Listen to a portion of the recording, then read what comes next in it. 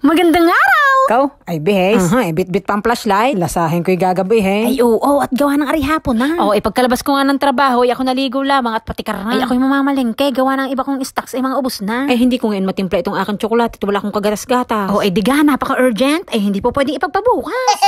Ang ganitong pagkainip ay hindi na maaaring ipagpabukas. Ay, hindi to madadaan sa patupi-tupi at pagpandaw-pandaw sa bintana. Abay, antay ka lamang. Bisikleta ko upgraded na. Hindi. Yung talagang tunay na nagmamay-ari ng paradahang iyan. Ako lang talaga ang nakisiksik, timot siya nang hindi makapasok. Yan naman isa anak na bunso ng aking amo. Bali sa trabaho kasi, yung dalawang anak ng aking amo ang naandun sa trabaho. Yung panganay yung in charge sa pangkalahatan At yung bunso yung sa prutasan. ay yung bunso ang hindi ko makakalimutan. Gawa nang siya ang nag-interview sa akin nung ako'y nag-a-apply. Bago pa yung interview, ay talagang ako'y mga naghanda na ng mga isasagot. Tinandaan ko na yung mga Japanese word patungkol sa mga dati kong trabaho. Kung mga nakailang taon na ako doon. Ay kailangan kong alalahanin, gawa ng aminado akong mahina ako sa Nihongo.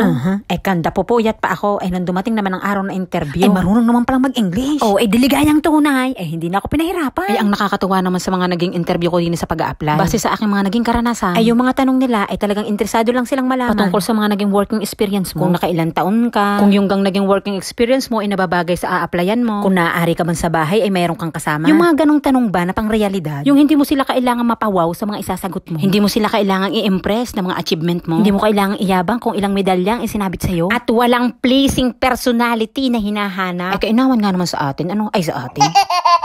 Naalala ko na naman makailang apply ko dyan sa atin na laging bagsak. Ay himbing pa ang karamihan ay ako pila na sa applyan. Tapos mai-entertain ka after lunch pa. Lipas na ang almusal, lipas na rin ang tanghalian. Ay kalagitnaan ng interview, ikot na ang paningin. Ay sa init sa atin. Bago pa man lamang maisalang sa interview, Yung hiniram kong foundation at lipstick sa aking hipag ay hulas na. tapos hahanapan ka ng pleasing personality. Ikaw, lasahin ko yung nag-foundation. Abay oo naman, matanggap laan. Ay natanggap nga ba? Hindi, ikagaganda ng nasa likod ko. Nagmukha lamang akong Tweety Bird sa lipstick.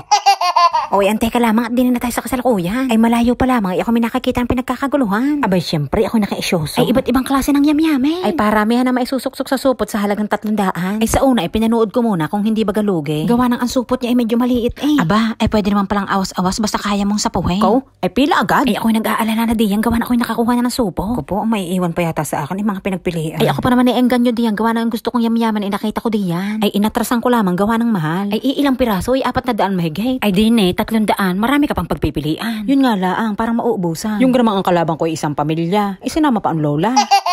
Ko, ay nakakapabalais ari ah. Ay ako hindi napayag na malulugi din eh. Gasak kung gasak.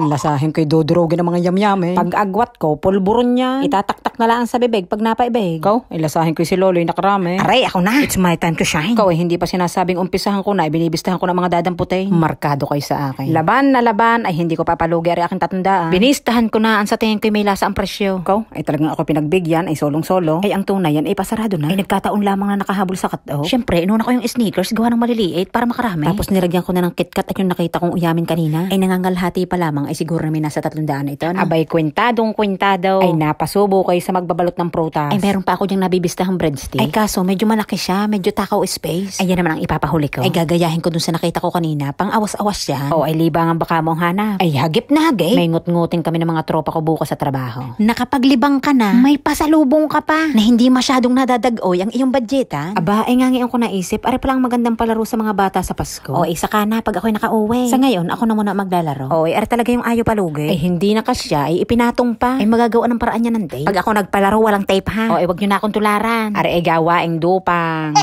Hindi, yun naman illegal din eh. Hindi yung dupang ha. Yung tape. Ari na yung bibili laang daw ng gatas. Garna yung mga laman ng baskitan pagka walang mga sale. Punuin mo ng gatas at juice para magmukhang puno. Siyempre, hindi pwedeng mawala ang itlog. Iyayabang ko na rin ang simbolo ng kadupangan ko. Kanina ako napaibig sa persimon na aray. Gawa ng mga mura at talagang presko pa. Ay maka-experience lang ba ng prutas na walang tama? Hindi, gawa ng wala nang maiuwi sa trabaho at palipas na ang season niya. Pero aray, walang season. Manginig na kung manginig sa labas basta mag-ice cream ako. Garning bagong sahod ako, bagong sahod. Pagkakasayabong ng buwaki kaning ito. Ay sa tunay, pangalawang kain ko pala ang sa ice cream na yan. Ay meron naman yan sa Pinas, pero dito ko pa yung natikman sa Japan. Karat din yan dito sa Japan. Pero dito pa ako sa Hokkaido naglakas loob yung tikman. Ay kung saan malamig ang klima, ay talagang doon sumigi. Ay bakingga? Ay sa napaibig eh. Hindi, ang tunay. Ay bilang lang kasi ang mapapagpili ang bilhan din eh. Kung ano yung bumungad sa harap mo, ay siya, yun na lang palang cravings ko. Hindi gaya nung nasa city, lito ka ngayon kung sa kakakain. Iisa-isahin yan ngayon, kada rest day. Ay kada rest day. Kada sahod. Ako nga pala nakauwi na dyan. Irbisahin na natin kung bagay lugi o hindi. Ay inang, ay parang lugi yata ako. Lasahin ko'y parang pandalawang plastic ang capacity nito ah. Ay, sinasabi ko nang wag akong susubukan. Ay, magbabalot nga ito. Ay, sinamahan pa ng kadupangan. Perfect combination. Araw-arawin kong bitbit ito sa trabaho. Lasahin ko'y sira ang kanilang healthy lifestyle. O, paano nga ang mukha ng nakarami? Achieve ang layas ni Matutoy na. Lasahin ko yung gatas hindi na nakadiretso ng ref. Ay, atat ng iyabang at nakarami. O, diga, ang ganda ng pagkakapatas. Yan yung gusto kong applyan dati Yung nagpapatas ng produkto sa eskaparate. Akala ko nakamove on ako dun Gusto ko na talagang banggitin ang pangalan ng tindahan. Ay, hindi ko mabanggit. Doon namimili ang inay. Hindi. Ako na may move on na. Hindi lang siguro talaga para sa akin ang lipstick at foundation. Ano daw? Ang layo ng pinagugutan ah. Ay siya. Diyan na kayo.